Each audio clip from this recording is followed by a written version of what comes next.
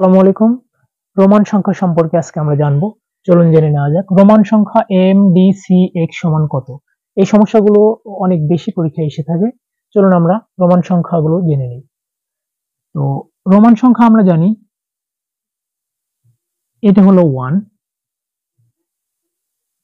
দুইটা আই লিখলে হয় হচ্ছে 2 এবং ভি তে হচ্ছে 5, এক্স তে হচ্ছে 10,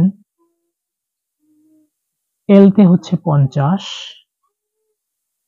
সি তে হচ্ছে 100, ডি তে হচ্ছে 500 এবং এম তে হচ্ছে 1000। এই কয়টা জিনিস মনে রাখলে আমরা যত বড় রোমান সংখ্যাই আসুক সেগুলো আমরা মান বের করতে পারবো।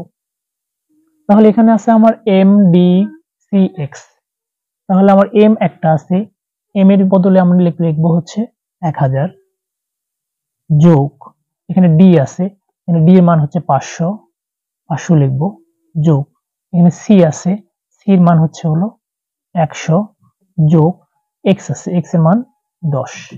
এই সবগুলো আমরা যোগ করবো, 1000 যোগ 500 1500 100 1600 1610। তার মানে আমার অ্যান্সার হবে 1610। ধন্যবাদ সবাই।